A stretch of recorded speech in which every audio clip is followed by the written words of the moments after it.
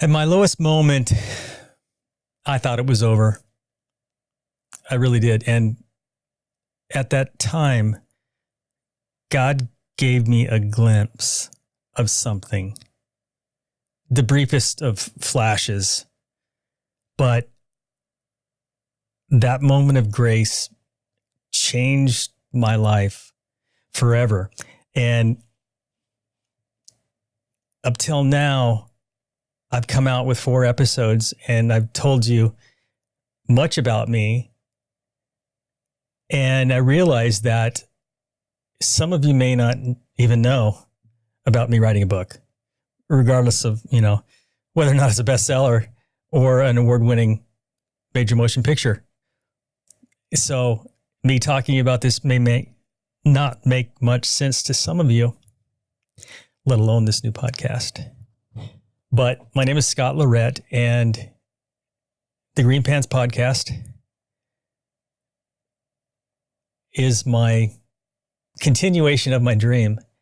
And tonight what I want to do is share with you some history of who I am, because I haven't done that. And I think before I go any further with any more secret weapons or amazing things happening with superstars and celebrities and just wild things that I never in the world imagined would happen to me. But I need to come back, take a time out, tell you a little bit about where I came from, because I came from a small town in the Midwest. I had a comfortable upbringing. I've got 3 brothers, and I'm the third. And our parents were amazing. They were amazing parents. I don't think I wanted for much. We weren't wealthy, but we were wealthy in heart and soul. But my father did well. And I was popular. I was confident. I wouldn't say life was easy, but what happened though is when I turned 18 years old, I went to college. Everything did change. It was the first major, besides just leaving high school and going to college, which is a big thing. I did something on top of that though, that only years later would I recognize what it was. I think I felt like mom drug us to church every Sunday morning, and I had to go to church. So first thing I did when I went to college was I stopped that. I got rid of that pronto. First weekend in college. And that was the first big change. And that happened and that occurred. And it stuck with me for many, many years, decades, several decades, where I just I gave up on God, left my faith behind, God behind. Still thought I was a Christian, but this podcast isn't about me saving anybody, not indirectly anyway. But I also wanted to, along the way, share some words, some scripture, which I hope you don't mind me doing that. But this first part 1 would be, when someone has been given much, much will be required in return. And that is from Luke 12:48. Again, something I didn't know at the time. I didn't know that I was given much, and much would be required in return at all. But fast forward, and I'm living in Charlotte, North Carolina, and I meet Teresa. And I brought her into my world. And we obviously had a child 9 months later. But I drug her into all of it. You see, Teresa was the light in a dark room. This infectious smile and these sparkling, chalky blue eyes. Even the white parts, the sclera, the white parts of her eyes were blue. And that's because of the genetic bone disease she had, same as Austin. But they were just brilliant, these eyes. So I brought that sparkle into my life, and I hate to say it, but I brought her down, drug her down into it all, into my pain, my misery, my infuriating antics. the whole 9 yards. Addiction, shame, guilt. And here we are having a baby. You know, I kid, but did I love her? No, I didn't even know if I liked her. I was kid that I say that I didn't even know her last name when we had our first child, Austin. But 2 Corinthians 12:9 says, my grace is all you need. My power works best in weakness. So we had Austin and Logan. We didn't know we were going to have 2, let alone 1. But that showed us what real love, real grace, real joy was really all about. And that, for me, is Psalms 139:13-14. You made all the delicate inner parts of my body and knit me together. So I had at one point a really, really bad night. And you can reference that in episode 1, where I am face down. And again, as I noted earlier, I'm face down in the gravel, just a chocolate mess. You know, I don't know what I'm doing. And I had this glimpse. I didn't know what it was from, but I just had this momentary spark, this flash of something more. Here I am, inebriated. This is my rock bottom for sure, because it was a blackout drunk night with my children and I almost killed them. But that next morning, though, it all changed. Instead of the interdiction that was going to happen, I actually was smart enough, and that's not the right word. I was cognizant enough to realize this can't work. I'm going to die. And if I don't die right now, it will happen. And I'm lucky that I haven't hurt myself or anybody up till that point. So it changed. And I started going to meetings. And what ended up happening is that my faith was rekindled and came roaring back like a lion. And my faith equals sobriety equaled faith. So the two of them ended up being inexorably linked. And I always confuse it whether I should say inextricable or inexorable. Inexorably. Anyway, they were linked. I truly believe that it was a direct relationship. And if one of them were to fall, the other would surely follow. And I think maybe that's part of one of the things that I had going for me, is that I accepted and realized I can't do this. Not even on weekends, not even once a month, not even ever. And I've got too many friends. I've got friends that have actually died. I have one friend that is dying exactly like me. And they can't come to grips. And it's just horrible to watch, because this one person, two of us that have tried to help him the most, he won't talk to. The two folks that I think tried to help him more than anybody. And he was one of my best friends. And it's because I wanted to help him more than anything in the world. And bottom line is, he just isn't ready. He wasn't ready then. He's not ready today. And I hate it, because I see the path it's going down. And sadly, I think that reinforces for me my sobriety. And for me, that's Joel 2:25.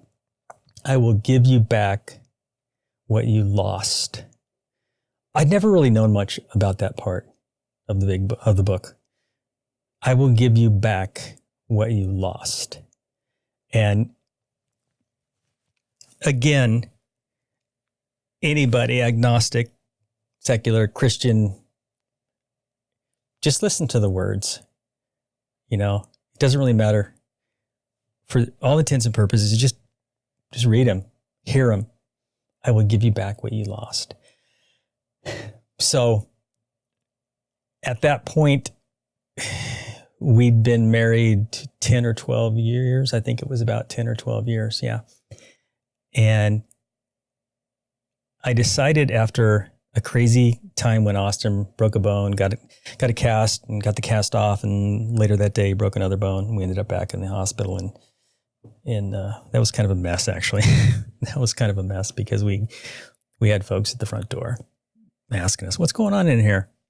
It was no big deal in the end, but still, when folks don't understand what osteogenesis imperfecta is, which that's what Austin has. He's got a genetic bone disease called osteogenesis imperfecta.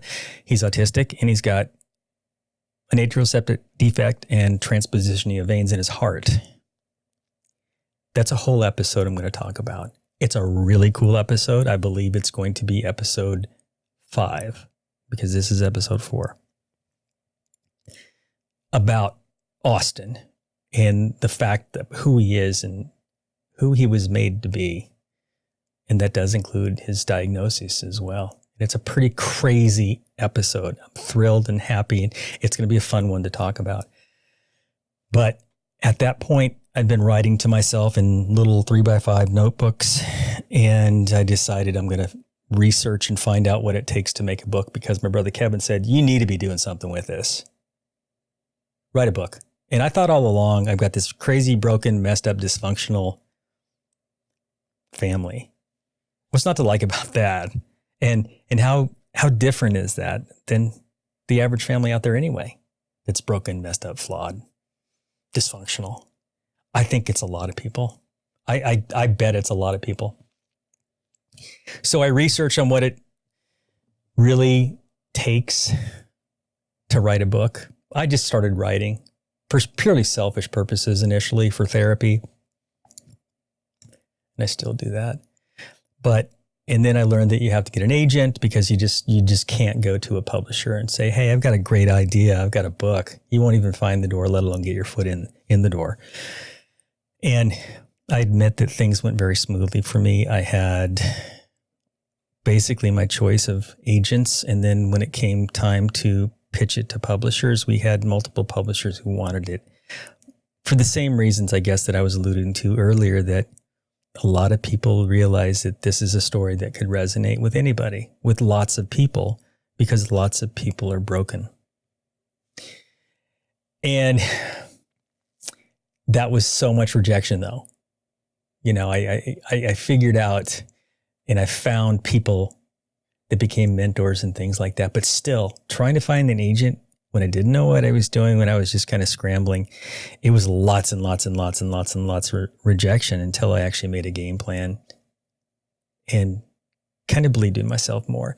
But for me, part 5 there is Proverbs 16:9. We can make our plans, but the Lord determines our steps.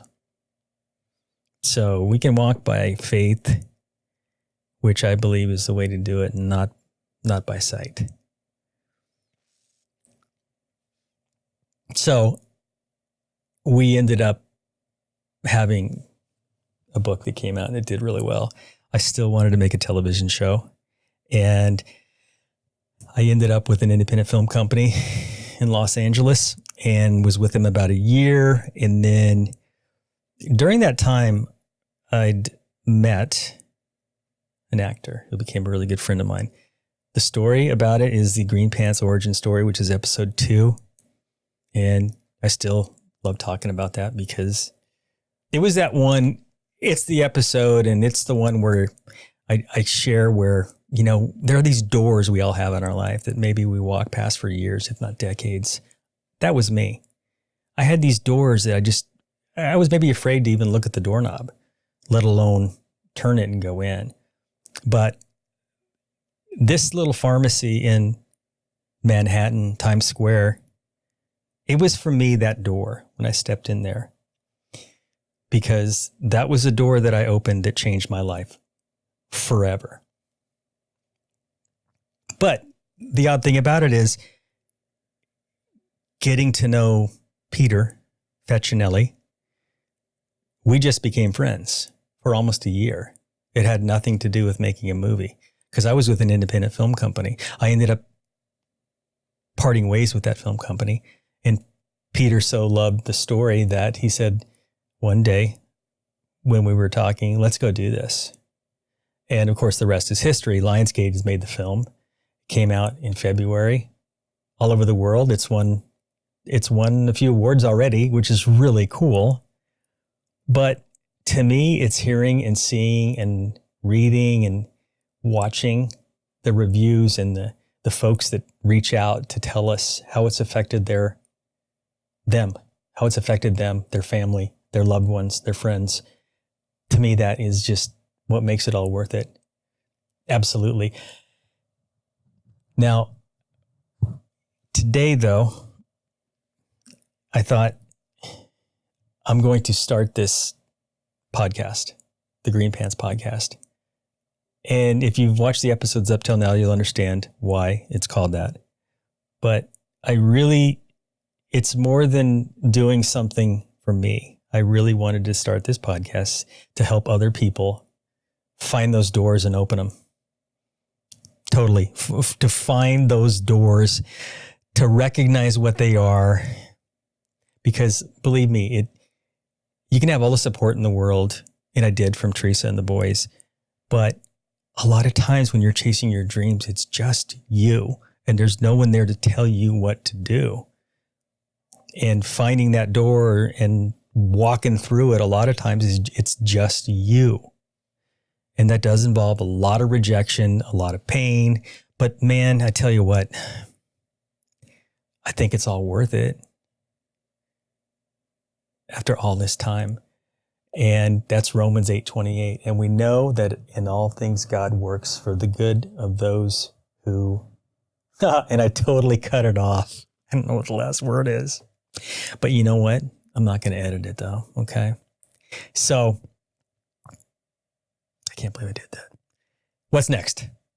We got the podcast. We're going to have guests on. I'm excited because we're going to have guests that some folks you know, and some folks from my movie, The Story, which I'm super stoked about. We're going to have merch, which I'm also really stoked about that. Hats, mugs, t-shirts. Those are the big three that I want to go with. I want a Green Pants Nation t-shirt or mug. I think mug, coffee mug would be my favorite to start off with. And t-shirts are always cool. Sweatshirt would be cool, but that's no. Okay. So I have down here that I have a dream work. That doesn't make sense, but I've got a workbook. I've got a course. I've got all these different things I want to do. Those are going to come down the road, I think. But I really want to build this as the Green Pants Nation, people that have a like mind and want to open those doors and find those dreams. I'm going to be speaking more and more. Please reach out if you know someone that wants a crazy, goofy speaker in green pants. And the last words here are from Habakkuk 2:2. Write the vision, make it plain, that he may run who reads it. Think about that. Write the vision, make it plain, that he may run who reads it. So I hope that you'll chase that glimpse, that flash, that brief glimmer of what that dream could be. There's a dream inside of us that he put inside of us. Please come along with me on this Green Pants journey and help me help you find it. Open it up and let it breathe and let it blossom and let it become your Green Pants moment too. All right. God bless you. Love you. Peace.